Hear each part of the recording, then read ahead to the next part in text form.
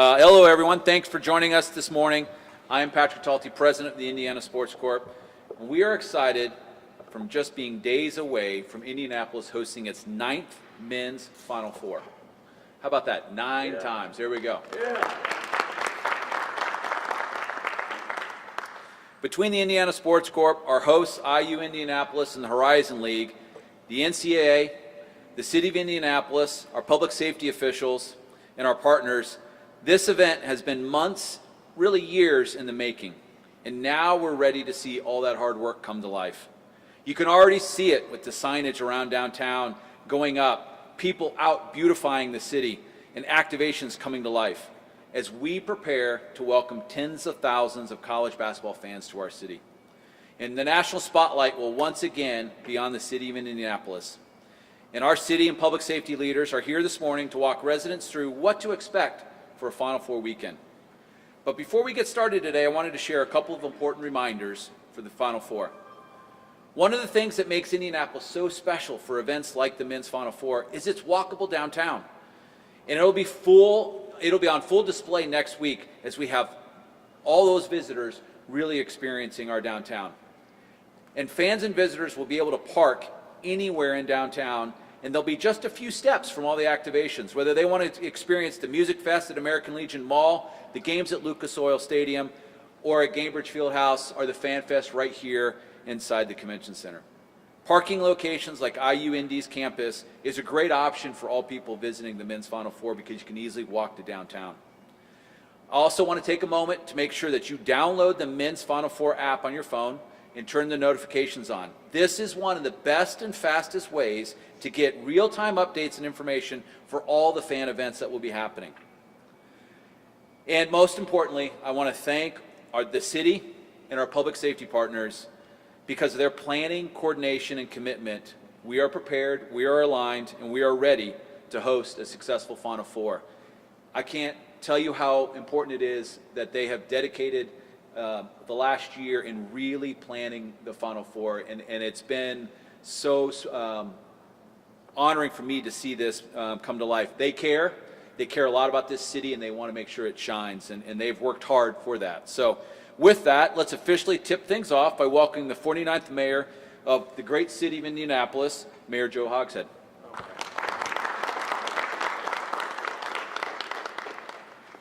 Well, indeed, welcome, and thank you, Patrick, for the kind introduction. As Patrick indicated, here in Indianapolis, we are preparing to welcome the world for an unforgettable weekend of college basketball between NCAA Final Four, Divisions 2 and 3 championships, the National Invitation Tournament, and the HBCU All-Star Game. Our city will be hosting some of the most talented athletes in the entire country. There is no question that we have a lot to look forward to in this great city we call home, Indianapolis. But of course, as downtown Indianapolis lights up with art and music, public safety is still our top priority. Events like these are only successful as they are safe. And we want everyone to have a positive experience next weekend. Luckily, Indianapolis is no stranger to the spotlight. We are a top host city for a reason. And it's not just our Hoosier hospitality that I'm talking about, though I have no doubt it will be on full display. I'm also talking about the partnerships Patrick mentioned between the folks in the room with me today, between the Indiana Sports Corp, Downtown Indy Alliance, Visit Indy, IMPD, IFD, Indy DPW, the Metropolitan Emergency Services Agency, and the Indianapolis Emergency Medical Services. This is an effort that calls for all hands on deck. And here in Indianapolis, we know how to come together and host events on the world stage. These teams you see here today are always in lockstep, working in tandem to deliver the best possible experience for residents and visitors alike. So, on behalf of the city, I give my thanks to all of these folks for making world-class events like this possible. And of course, thank you also to the NCAA for choosing Indianapolis time and time and time again. Now, let me go ahead and turn things over to someone who will be front and center next weekend, IMPD Chief Tanya Terry. Chief.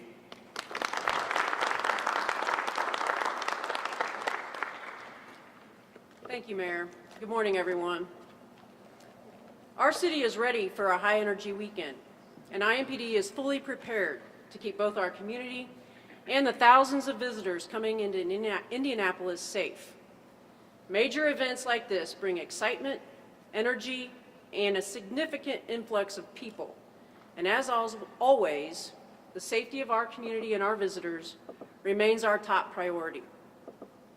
We've been planning for years alongside the NCAA, city agencies, and our public safety partners to ensure we are fully prepared for increased traffic, large gatherings, and the pace of a weekend like this.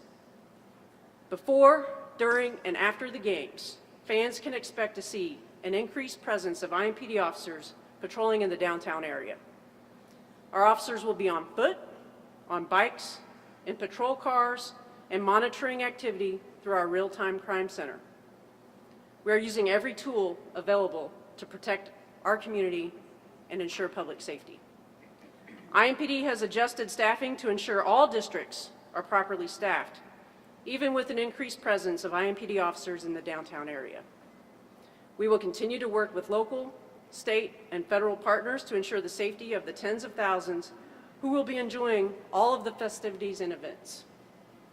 IMPD will implement strategic traffic management plans around event venues and key streets.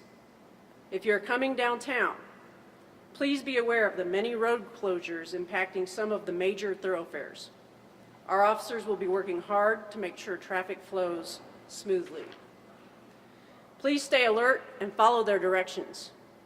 This will help ensure efficient transportation for attendees and our emergency services.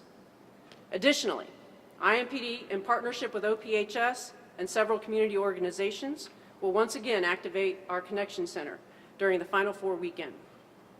If a juvenile is found in violation of curfew, the Connection Center will provide a safe, supportive space where they can be connected with trusted partners offering resources, food, and supportive services. It's important to emphasize that public safety is a shared responsibility, so we ask all of our community and visitors to play a role in that. If you see something that doesn't look right, say something. We encourage everyone coming downtown to plan ahead, be patient, follow directions from officers and event staff, and act responsibly. Before I close, I want to take a moment to acknowledge the men and women of IMPD who will be working throughout the weekend, many of them spending long hours away from their families to keep our community safe. Their professionalism and commitment to service are what allows events like this to happen safely in our city. Thank you. Let's make this Final Four weekend a full court win for safety and celebration in our city. Now I will turn it over to IFD Deputy Chief Michael Beard.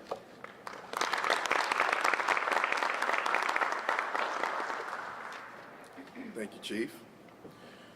The Indianapolis Fire Department, as always, is involved at every facet of this event. We're involved with our command staff. We're working with local businesses to make sure they have what they need to put on the venues that they have planned. We will be around, our deputy fire marshals will be around at every venue that takes place, making sure that capacity issues are addressed, that egress and ingress is safe for all the people visiting for the events that are taking place, and that we're just there to make sure that the event is overall safe for our community and everyone visiting our city. Crowd capacity will be closely watched. We will be making sure that we monitor that and we regulate it. We will be on scene with all of the public safety staff that you have talked to and see to make sure that we're safe and that the venues do not reach a certain point. If you are told by any deputy fire marshal or Indianapolis Fire Department personnel that we're at capacity or that we need you to go to a different location, please be respectful to them. They are doing that for your safety. We're not doing it because we want to make your event any less pleasurable. We're just trying to make sure that everyone that attends it is safe. There are barriers that will be put up. Please heed those barriers. We will be keeping emergency lanes open for our staff and EMS to access the events and keeping everyone safe and getting people out of the events. And our fire marshals will be there. If you have any questions or if there's any safety concerns, please reach out to them. We'll be scattered throughout all the venues and events. That is it from the Indianapolis Fire Department. We're excited about the event coming. And I would now like to turn it over to Director Jacob Spence from Emergency Management. Thank you.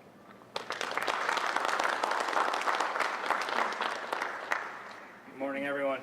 The County Emergency Operations Center will be activated throughout the weekend from Friday and through the end of the games early, probably Tuesday morning, depending on when the victor gets done with everything they have.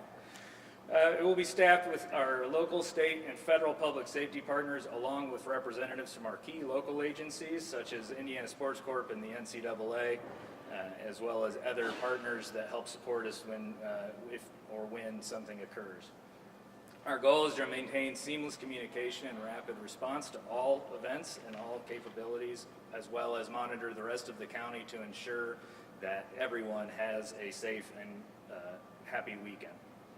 As with all major events in Marion County, and as I believe you've seen on the screens behind us, we encourage everyone to sign up for our public safety alerts.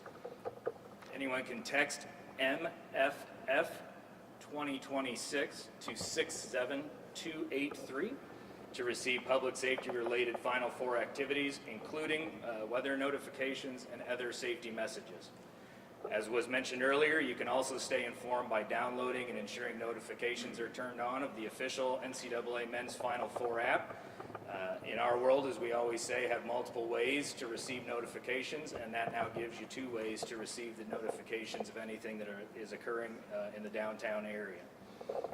With many of our events taking place outdoors, we ask that everyone please remain weather aware. Check your local forecast before arriving, and continue to monitor conditions using your preferred weather app or website while you're at your event, especially if you notice that the weather starts to change. Unfortunately, in Indiana, we are into severe weather season, so please just be mindful and be weather aware. We have National Weather Service meteorologists embedded both at the music festival site and at the Emergency Operations Center. Their presence will help us provide early warning and keep attendees safe and keep events going on.